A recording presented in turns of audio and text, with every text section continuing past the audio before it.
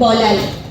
রবীন্দ্রনাথ ঠাকুরের লেখা এই ছোট গল্পকে আমরা বলবো আমাদের ভাষায়। রূপায়ণ, পরিকল্পনা ও পরিচালনায় অনুভবের কর্ণধার আর যে সোমা সরকার। ছোট্ট ছেলে বলাই গাছপালা ও খুব ভালোবাসে। ছেলেবেলা থেকে চুপচাপ চেয়ে চেয়ে দেখায় ওর অভ্যাস। পূবের আকাশে কালো মেঘ জমাট বাঁধলে ওর সমস্ত মনটা ভিজে যায়। ঝমঝম করে বৃষ্টি পড়লে ওর সমস্ত গা যেন শুনতে পায় সেই শব্দ। ছাদের উপর বিকেল বেলাটা রোদ পড়লে ও গা ঘুরে ঘুরে বেড়ায়। মাঘের শেষে আমের বোল ধরলে একটা নিবিড় আনন্দ জেগে ওঠে ওর রক্তের মধ্যে। ফাল্গুনি পুষ্পিত শালবনের মতোই ওর অন্তর প্রকৃতিটা যেন ভরে ওঠে। তখন ওর আপন মনে কথা বলতে ইচ্ছে করে। অতি পুরানো বটের কোটরে বাসা বেঁধে থাকা ব্যঙ্গমা ব্যঙ্গমীর গল্প। বলাই বেশি কথা বলতে পারে না, তাই মনে মনে অনেক কিছু ভাবে। একবার পাহাড়ে গিয়ে বাড়ির সামনের ঘন সবুজ ঘাসে ঢাকা পাহাড়ের ঢাল দেখে ও ভারী খুশি হয়ে উঠল। ঘাসের আস্তরণটা যেন একটা গড়িয়ে চলা খেলা, কেবলই গড়াচ্ছে।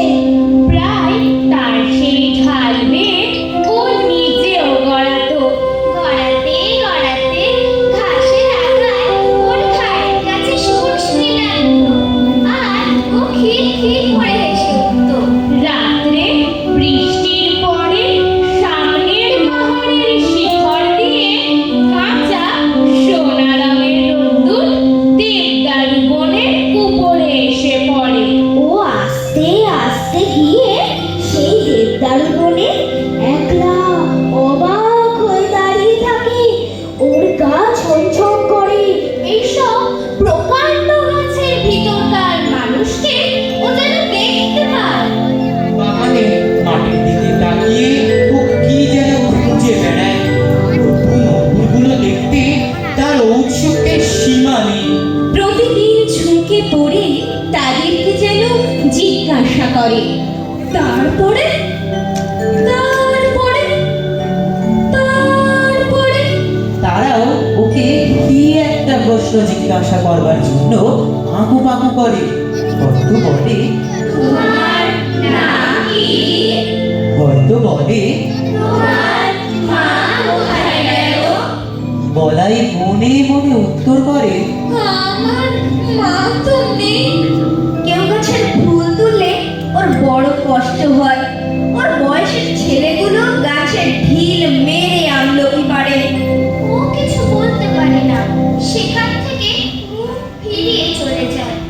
ওর সঙ্গীরা ওকে খেপাবার জন্যে বাগানের ভিতর দিয়ে চলতে চলতে ছড়ি দিয়ে দুপাশের গাছগুলোকে মারতে মারতে চলে। ফস করে বকুল গাছের একটা ডাল ভেঙে নেয়। ওর কাঁদতে লজ্জা করে, পাছে সেটাকে কেউ পাগলামি মনে করে। ওর সবচেয়ে বিপদের দিন যেদিন ঘাসিয়ারা ঘাস কাটতে আসে। কেননা ঘাসের ভিতরে ভিতরে ও রোজ দেখে বেরিয়েছে এতটুকু লতা, বেগনি, হলদে, নামহারা ফুল। মাঝে মাঝে কন্টিকারি গাছ তার নীল ফুলের বুকের মাঝখানটিতে ছোট্ট একটুখানি সোনার ফোঁটা। কোথাও বা কালমেঘের লতা, কোথাও বা অনন্ত ফুল। নিম ফলের বিচি পড়ে ছোট ছোট চারা বেরিয়েছে। কি সুন্দর তার পাতা, সমস্তই কেটে ফেলবে। এক একদিন ওই কাকির কোলে এসে বসে তার গলা জড়িয়ে ধরে বলে, ওই ঘাসিয়ারাকে বলো না আমার ওই গাছগুলো যেন না কাটে। কাকি বলে, ওরে বলাই, কি যে পাগলের মতো বকিস? ও যে সব জঙ্গল, সাফ না করলে চলবে কেন? বলাই জানতো কতগুলো ব্যথা আছে যা সম্পূর্ণ ওর একলারই।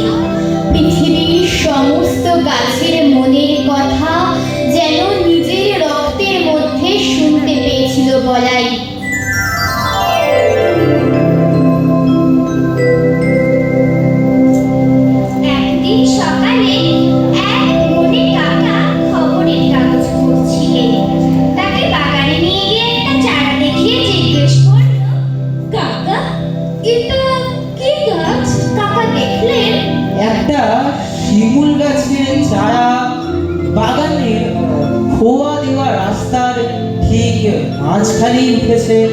যখন প্রথম চারাটার অঙ্কুর বেরিয়েছিল শিশুর প্রথম প্রলাপটুকুর মতো, তখনই এটা বলাইয়ের চোখে পড়েছে।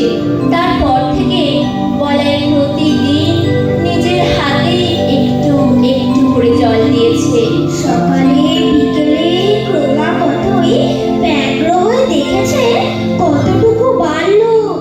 যখন হাত ধুয়ে উঁচু হয়েছে তখন ওর পত্র সমৃদ্ধি দেখে ভাবলো এটা একটা আশ্চর্য গাছ। বলাই ভাবলো কাকাকে আমি চমৎকৃত করে দেব। ও কাকাকে ডেকে দেখালো গাছটাকে। কাকা বললে, ও বাবা, এ তো শিমুল গাছ, রাস্তায় ঠিক মাঝখানে উঠেছে। মালিকে বলতে হবে গাছটাকে উপড়ে ফেলে দিতে।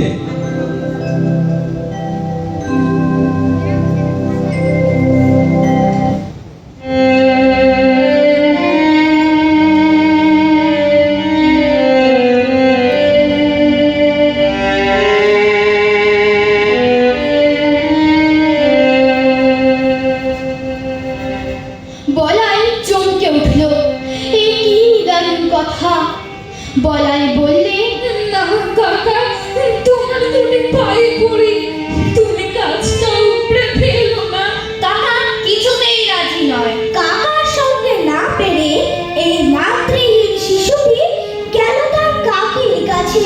কোলে বসে তার গলা জড়িয়ে ধরে ফুপিয়ে ফুপিয়ে কাঁদতে কাঁদতে বললে, কাকি, ও কাকি, তুমি কাকাকে বারণ করে দাও, গাছটা যেন না কাটে।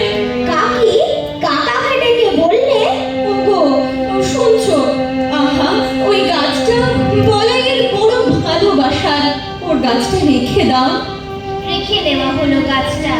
বছর খানেকের মধ্যে গাছটা নীলনদের মতো মস্ত বেড়ে উঠল। বলাইয়ের এই গাছটার উপরে সবচেয়ে বেশি স্নেহ। গাছটাকে দেখাচ্ছে নিতান্ত নির্বোধের মতো। একটা জায়গায় এসে দাঁড়িয়ে আছে, একেবারে খাড়া লম্বা হয়ে উঠেছে। অসহ্য। আরো দু চারবার এর মৃত্যুদণ্ডের প্রস্তাব এলো, কিন্তু কাকার কথা বললেই বলাই আটকে ওঠে। আর ওর কাকি বলে, আহা এমন কি খারাপ দেখতে হয়েছে, থাম না গাছটা। বলাইয়ের মা মারা গেছিল বলাই যখন তার কোলে। বাবা মিলেতে ইঞ্জিনিয়ারিং শিখতে চলে গেলেন। ছেলেটি নিঃসন্তান কাকির কোলেই মানুষ।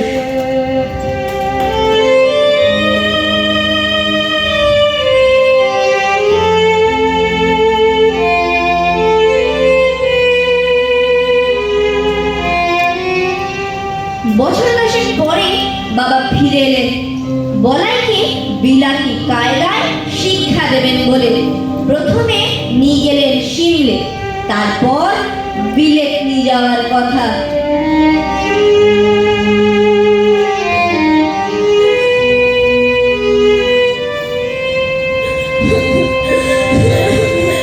কাকি, আমি তোমায় ছেড়ে চলে যাচ্ছি।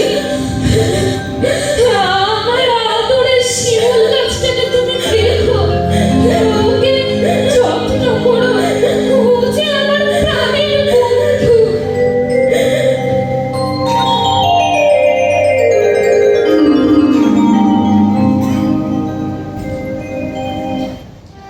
তারপর 2 বছর কেটে যায়।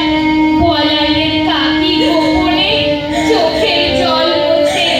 আর বলাইয়ের শূন্য ঘরে গিয়ে তার ছেঁড়া জুতো, তার রবারের ফাটা গোলা, তার ছবির বই নাড়াচাড়া করে।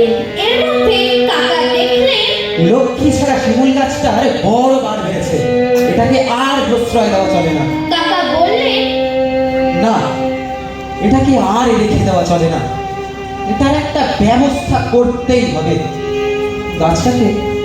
গাছটাকে আমি আজই কেটে ফেলবো, আর কারো কোনো বারণই আমি শুনবো না।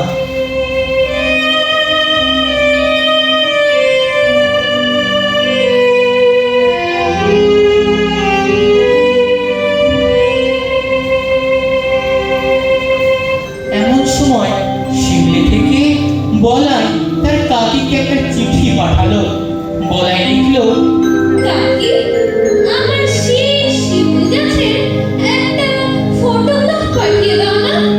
ওর জন্য আমার বড় মন কেমন করে। বিলেত যাবার আগে কাকা কাকির কাছে একবার আসবার কথা ছিল তার, সেই আর হলো না। তাই বলাই তার প্রিয় বন্ধুর ছবি সঙ্গে নিয়ে যেতে চাইল। তার কাকি কাকাকে ডেকে বললে, ওগো, শুনছো? একজন ফটোগ্রাফারকে ডেকে আনো না। বলাইয়ের ওই শিমুল গাছটার একটা ছবি তুলতে হবে।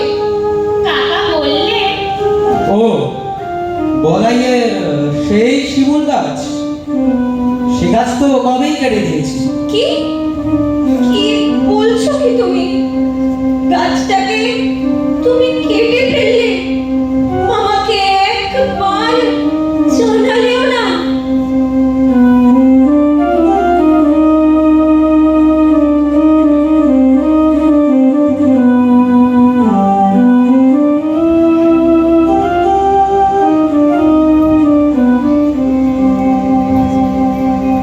বলাইয়ের কাকি দুদিন অন্নগ্রহণ করলেন না, আর অনেক দিন পর্যন্ত কাকার সঙ্গে একটি কথা বললেন না।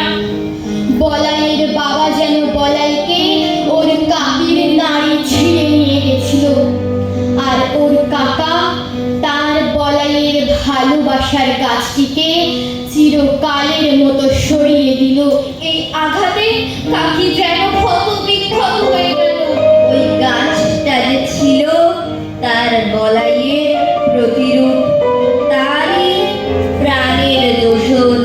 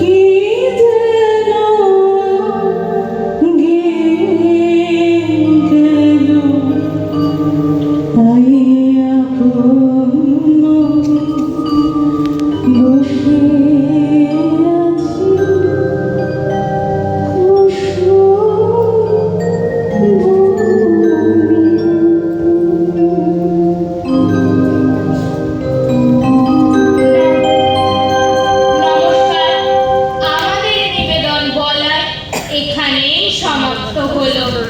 রূপায়ণ, পরিকল্পনা ও পরিচালনায় অনুভব আর যে সমাজ কালচারাল একাডেমির অধ্যক্ষা আর যে সোমা সরকার। অংশগ্রহণে ঐশিকা প্রামাণিক, শ্বেতাদ্রি দাস, অনুষ্কা ঘোষ, অদৃশ্য শিকারী, শাগনিকা চ্যাটার্জি, অরুণিমা দত্ত, আয়ুষ প্রামাণিক, মহার্ণব পাল, দীপন মণ্ডল, অদ্বিতীয় দাস, অধৃত মহাপাত্র। নমস্কার।